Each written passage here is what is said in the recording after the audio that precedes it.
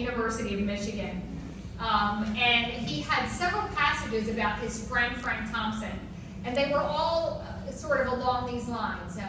There's something funny about my friend, Frank Thompson. I can't quite put my finger on it, but a mystery seems to be connected with him. I just don't quite know what it is. And so Emma had to make a decision. Was she going to keep her true identity to herself, or was she going to lay it on the line with Jerome and tell him who and what she really was and let the chips fall where they may? And so their evolving relationship was something I had great fun chronicling throughout the book and became one of my favorite storylines. This is my third spy. This is Rose O'Neal Greenhow, a Confederate spy, here with her 8-year-old daughter, Little Rose, her namesake. She actually had several daughters named Rose, which would probably tell you something about her too.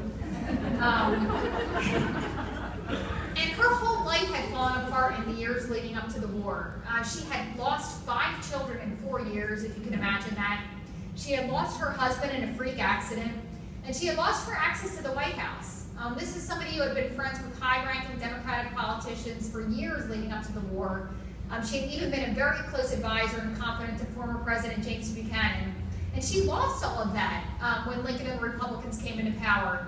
And she was really desperate to get that back, or to at least retain some semblance of the Old South and the power she used to wield in Washington, D.C. as the matron of Washington, D.C. society, which she had been for years. So in the spring of 1861, when a Confederate captain approached Rose and asked her if she would organize an espionage ring, a Confederate espionage ring in the federal capital of Washington, D.C., she jumped at the chance. And Rose immediately dove into this new role, and she began cultivating sources. And by cultivating, I mean seducing. One of her most important sources was this man. This is Senator Henry Wilson of Massachusetts, who was not only an abolitionist Republican, but he was also Lincoln's chairman of the Committee on Military Affairs. And just to give you a little idea of the ardor of their relationship, here's a very brief excerpt of a love note he purportedly wrote to Rose. "You know that I do love you. I am suffering this morning. In fact, I am sick physically and mentally and know nothing that would soothe me so much as an hour with you." So clearly, Rose had him wrapped around her little finger, and I'm sure they had quite lucrative and interesting pillow talk that Rose would use to great advantage in her role as the Confederate spy master. This is one of my favorite scraps I found at the National Archives in Washington, D.C. This is Rose O'Neal Greenhow's Cipher. If anybody's familiar with Edgar Allan Poe's short story, The Gold Bug, it's similar to the cipher he writes about in that short story. Just a bunch of mysterious-looking symbols concealing different letters, numbers, and words. A little interesting tidbit here, if you look at the bottom left, you can see the symbol for Lincoln. It looks like an inverted triangle bisected by a slash. And Rose had 2 nicknames for the President Lincoln, just to give you an idea of her animosity for the president. One was Beanpole, and the other was Satan. So Rose spent hours studying the cipher, practicing its symbols, and sort of learning all of its intricacies, so she would be able to encrypt dispatches and send them off to the Confederate generals and her Confederate sources. And she was very dedicated to this. And if she did not have time to encrypt the dispatch properly, she devised other means with which to communicate with her Confederate scouts. She called them her scouts, who would be out on the streets of Washington, D.C., waiting for dispatches from her or waiting for information from her that they could then relay to Confederate generals. She, for example, memorized the Morse code. And at a certain appointed hour during the afternoon, one of her Confederate scouts might take a glimpse at her home, which was on Lafayette Square. She used to say within rifle range of Lincoln's White House. Lafayette Square, and they would look at her windows, and she would raise and lower the blinds according to the dots and dashes of the Morse code. And if she were on the street, she could achieve the very same effect by precisely fluttering her fan according to the dots and dashes of the Morse code. So very ingenious spycraft on the part of Rose, and she would have some integral roles in the Confederate operations as time went on. This is one of my favorite discoveries. I know I keep saying that, but they were all one of my favorite discoveries. And just to give you a little bit of context about this, Lincoln and the North were so confident that the war was going to be over in 90 days. This is going to be a quick war. It will be over in 90 days. The plan was to march on to Manassas, Virginia, which was called Bull Run in the north and Manassas in the south. They were going to march and meet the Confederates there. They would win at Manassas. They would go into Richmond. They would capture Richmond, and the war would be over. Easy peasy, 90 days. So that was the plan. But of course, Roosevelt Greenhow and the Confederates had other plans. And in July of 1861, as the weeks were leading up to the first Battle of Bull Run / Manassas, Roosevelt Greenhow had summoned all of her lovers to her home and gathered all of her information. And then she decided to call a courier to her house. This courier was a 16-year-old girl by the name of Betty Duvall. And Rose sat Betty Duvall down in her vanity, and she coiled a dispatch up in this little scrap of black silk right here. And she coiled the scrap of black silk up into Betty's hair and said, "You're going to deliver this to Confederate General Beauregard. You're going to pretend that you're just a simple girl on her way home from the market.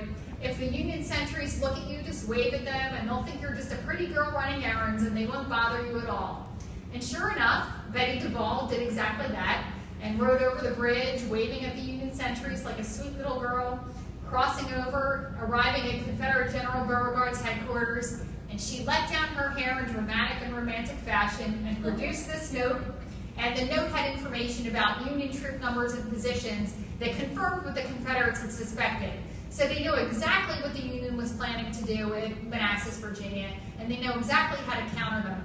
And of course, needless to say, it was a devastating, bloody defeat for the Union, and a very surprising and heartening victory for the Confederate Army at First Battle of Manassas. This is quite a fascinating anecdote from that battle that I found both fascinating and horrifying. This was taken well after the Civil War. This was from the 1890s. If anybody's familiar with period fashion, you can see this is in Civil War attire. This is from about the 1890s. But these people were reenacting something that happened 30 years earlier at the Battle of Manassas that was so haunting and that was sort of went down in legend that, of course, they were still thinking about it 30 years later, enough to reenact it in this fashion. What happened was every Union supporter in Washington, D.C., in the general vicinity, decided that they were going to go out to the battlefield at Manassas. They were going to pack up their picnic baskets with their champagne and their food and their children and their carriage. Everybody pile on in, and they spread out on the battlefield, and they just waited for the battle to begin. It was going to be great fun to watch this battle and watch the Union just whip the Confederates. It was going to be entertainment. Well, soon enough, they saw how bloody and violent this war was, this battle was, and they began to flee in horror. They left behind broken bottles, empty champagne bottles, glass was everywhere, shawls and parasols and hats were flying. Many people drowned in Bull Run Creek on their attempts to get out. Many more were captured by the Confederate Army and ended up in jail in Richmond. It was a bedlam, and it was ugly and violent. And these people, 30 years later, decided to commemorate that event with a picnic on the Manassas battlefield. This is my fourth spy. This is Elizabeth Van Loo. She was sort of the polar opposite of Rose O'Neal Greenhow. Whereas Rose was very brazen and outspoken, Elizabeth was quiet and cautious and discreetly cunning. And whereas Rose was the celebrated beauty, everybody always raved about Rose's beauty, Elizabeth, according to one of her neighbors, was, quote, never as pretty as her portrait showed. Rare! Poor Elizabeth. But Elizabeth was a brilliant woman, and had also a very interesting background. She was born in Richmond, but sent as a young girl to Philadelphia to be educated. And when she was in Philadelphia, she came under care of an abolitionist governess. And when she returned to Richmond, she had brought those ideals back with her. And she was horrified by the institution of slavery. And she decided that as soon as her father died, she was going to free all the slaves. And she did that. And she also began spending her pretty significant inheritance to buy slaves for the express purpose of freeing them. And everybody in Richmond just thought she was sort of odd. You know, she was this spinster. She lived with her mother in this great mansion in Churchill, which was Richmond's wealthiest neighborhood. They just thought she was this strange old lady, but kind of harmless. But after the war broke out, it was really dangerous for Elizabeth to be known as the staunch abolitionist, and for her ideas about slavery to be so well known. People began to be very wary of her and treat her in more of a hostile manner. She was followed by Confederate detectives everywhere she went. She received death threats from various groups and her neighbors. But nevertheless, she decided to follow through with her plans to build a Union spy ring in the Confederate capital of Richmond, Virginia. And she began recruiting people from all walks of life in order to do this. One of them was her brother. Ooh, uh-oh. Oh, there we go. Sorry, suspense. One of them was her brother, John Van Loo. This is John Van Loo. And I had the great pleasure during my research of connecting with the descendants of John Van Loo. He had 2 daughters, and I spoke at length with the great-grandson of one of these daughters. And he gave me some incredible information about her spy ring that had never been published before. I'll just give you a little brief taste of that. It mostly had to do with the way that John Van Loo used the family's hardware business in his espionage missions. They had a very prominent hardware business with sort of very important contractors throughout the state of Virginia. And he would take blank business orders and fill them out as if they were normal business paperwork. But every number he wrote down corresponded with certain military terminology. For example, 370 iron hinges might mean 3,700 cavalry. 30 anvils might mean 30 batteries of artillery, etc. So it all looked benign if it were examined by Confederate sentries. It would just look like normal business paperwork. But once he passed into the northern lines, he could decipher it and give the information to his Union contacts. So pretty smart on the part of John Van Loo. But I think Elizabeth's greatest coup as the Union spy master was placing a former family slave as a spy in the Confederate White House. This is Verena Davis. This is the First Lady of the Confederacy, Jefferson Davis's wife. And as the story goes, in the winter of 1861, she put out a call for servants. She had just moved in. She was new to Richmond. She needed servants. She needed staff. She needed help. And she needed recommendations. And Elizabeth decided to be a good Southern lady and pay her a social call. And so she does that and spends an afternoon having tea with Verena Davis. And she says, well, I have a servant for you. Her name is Mary Jane Bowser, and she's not a very bright girl, and she stumbles in the kitchen, but she's loyal, and she'll serve your family well, and I think she'll be a good fit. And so she sends over Mary Jane Bowser, and Verena Davis is very grateful. Now, little does anybody know that Mary Jane Bowser was born a slave in the Van Loo family and was freed when she was 4 years old, and Elizabeth had taken a special liking to her. And almost treated her as if she were her own daughter. And nobody knew that Mary Jane Bowser was not only literate, but she was highly educated and gifted with a photographic memory.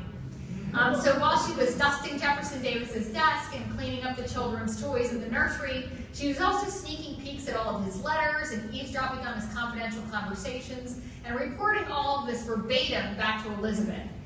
So you can imagine she was a very important source for Elizabeth to have in the Confederate White House. And to add even another level of danger to all of this, John Van Loo, Elizabeth's brother, was married to an ardent Confederate sympathizer. And they were all living in the same mansion. They were all under the same roof. So they were conducting all of this espionage work under the nose of somebody who would not have hesitated to report even her own husband if she suspected him of treasonous activity. Serious business there.